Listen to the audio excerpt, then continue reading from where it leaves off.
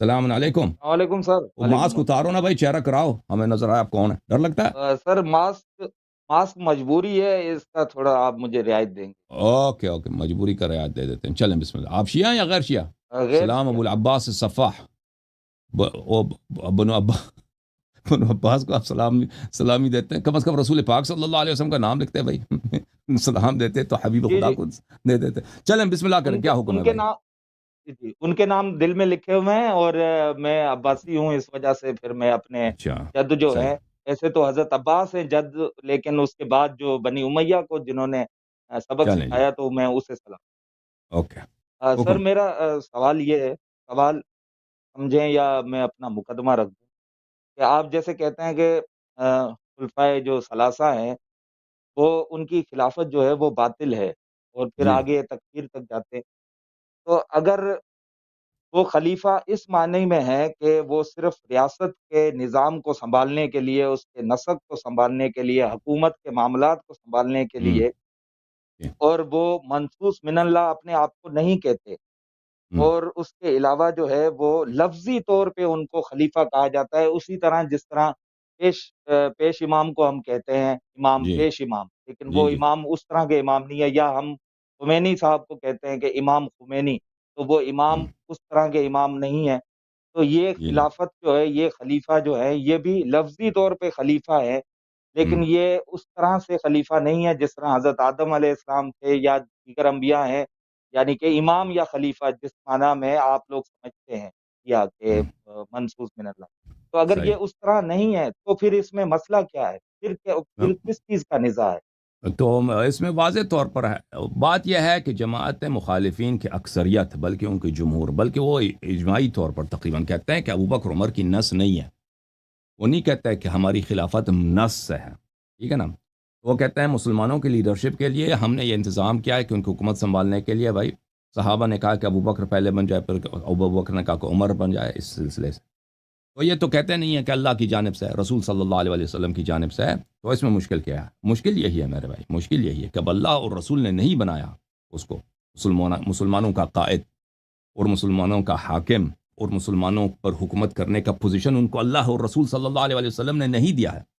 اور اللہ اور رسول صلی اللہ علیہ وسلم نے یہ بھی مسلمانوں کو یہ حق نہیں دیا ہے کہ تم بناؤ کسی کو شورا سے یا کسی اور طریقے سے، تم اپنا حکمران بناؤ. تو بالکل ان کی حکومت کیا ہے؟ ان کی حکومت باطل ہے، بدعت ہے. ٹھیک ہے نا.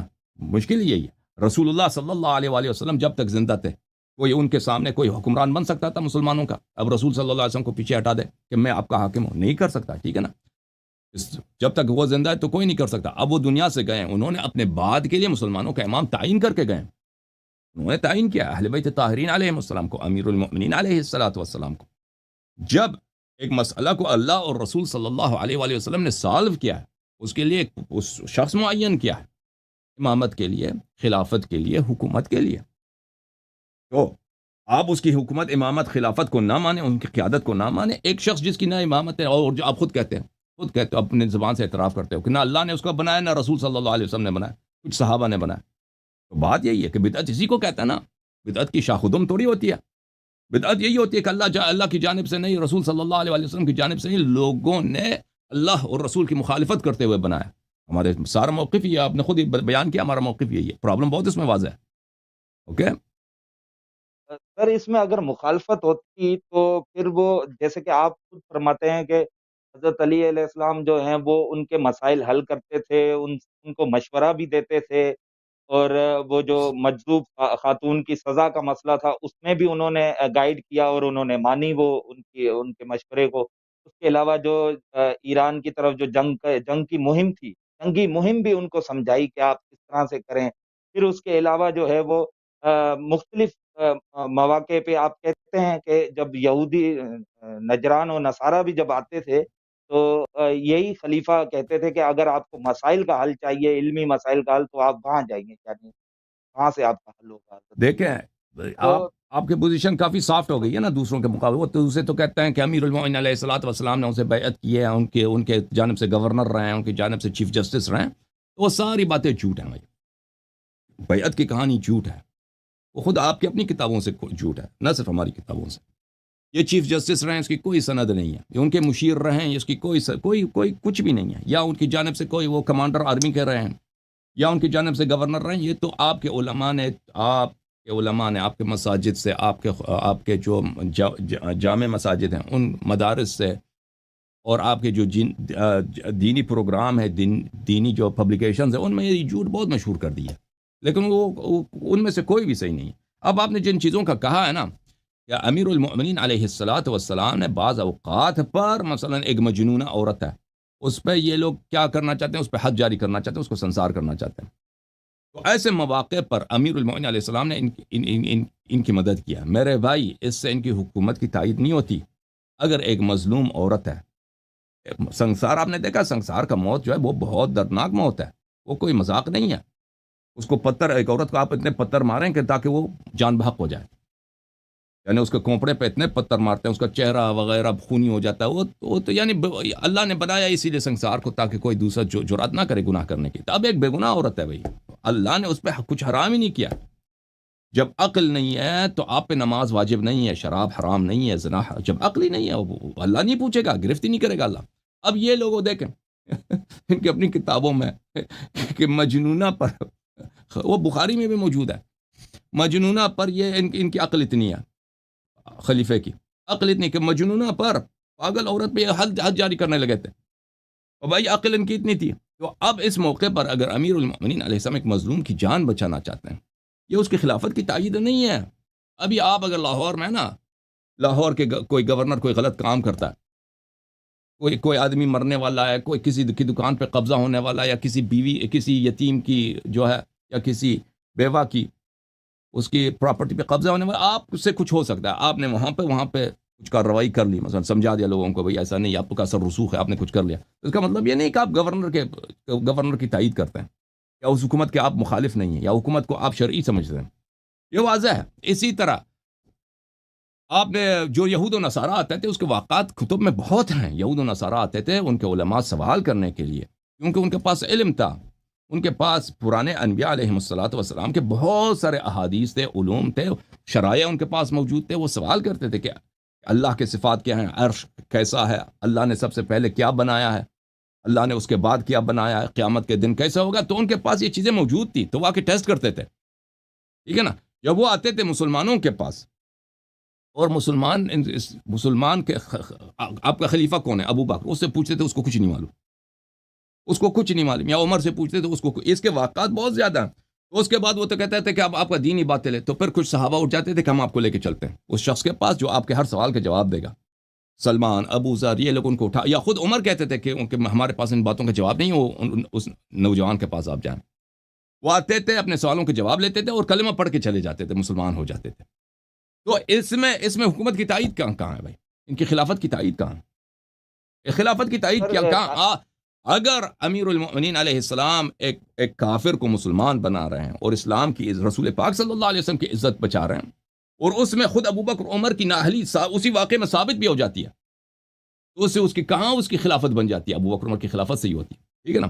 یا مثلا وہ ایران کا جو تھا، ایران تو نہیں تھا اس زمانے میں، فارس کہتے تھے. فارس، عربی میں فارس بولتے ہیں، اردو فارسی میں فارس بولتے ہیں.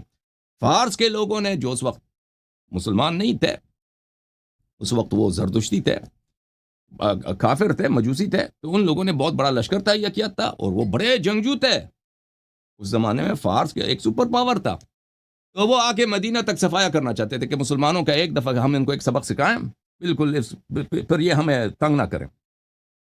تو اس وقت عمر جو ہے جنگ محاذ پہ جانا چاہتا تھا، اور امیر المؤمنین علیہ السلام نے فرمایا کہ نہیں، تم نہیں جاؤ. اس کو خطبہ موجود ہے نہج البلاغہ میں نے اس کا بیان کیا ہے. اس میں اس عمر کی تعریف نہیں ہے، اس میں اس عمر کی مذمت ہے کہ آپ جائیں گے تو آپ بھاگ جائیں گے، آپ وہاں پہ جائیں گے تو آپ بھاگ جائیں گے، پھر مدینے تک کوئی روکنے والا نہیں ہوگا. تو آپ نہ جائیں، آپ لشکر کو بھیج دیں. تو عمر نے مان لیا. سب صحابہ نے کہا تھا کہ آپ چلے جائیں، وہاں پہ جنگ پہ چلے جائیں. تو دیکھیں، اگر ایک کافر حملہ کرتا ہے، وہ آ کے سب مسلمانوں کو قتل عام، مسلمان کے بچوں کو قتل عام کرتا ہے، مسلمانوں کے عورتوں کو اٹھا کے لے کے جائے گا اپنے ساتھ، صحابیات کو اپنے ساتھ اٹھا کے لے جائے گا، صحابیہ کے بہوؤں کو، صحابیوں کے لڑکیوں کو، ان کو ریپ کے لے کے جاتے. پرانے زمانے میں یہ ہوتا تھا بھائی، آپ نے کوئی علاقہ فتح کیا نا، مردوں کو قتل کرو، عورتوں کو اٹھا کے لے کے جاؤ، یہ ہوتا تھا. تو یہ صحابہ خود بھی یہی کرتے تھے دوسروں کے ساتھ. تو یہ اگر یہ ہوتا، اس سے انہوں نے بچایا ہے، اس میں حکومت کی وہ نہیں ہے، حکومت کی ان کی حکومت کی تائید نہیں ہے، ٹھیک ہے نا. یا پورا اسلام کو بچانا ہے، نہ کہ ان کے اگر اس وقت امیر المومنین ہم کیا کرتے ہیں مثلا اس میں یعنی کیسا مشورہ دیتے ہیں.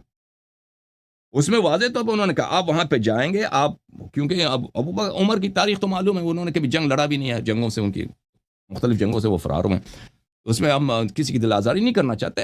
اگر وہ یہی واقعہ ایرانیوں کے ساتھ پیش آ جائے تو پھر دیکھیں فوج کے کمانڈر کا ایک مقام ہوتا ہے نا، کہ اگر ایک دفعہ کمانڈر بھاگ گیا تو پھر وہ فوج نہیں رکتی. بالخصوص وہ زمانہ جو لشکریں آپس میں آتی تھے، تن بتن جنگ ہوتا تھا، وہ صفوف مشخص ہیں، ایک دوسرے کو دیکھ رہے ہیں. اب سب لشکر والوں کو پتہ چل جائے کہ ہمارا کمانڈر صاحب چلے گئے یہاں سے، تو وہ لشکر والے پھر وہ نہیں کرتے، وہ سب بکھر جاتے ہیں. تو یہ ان کو مشورہ دیا.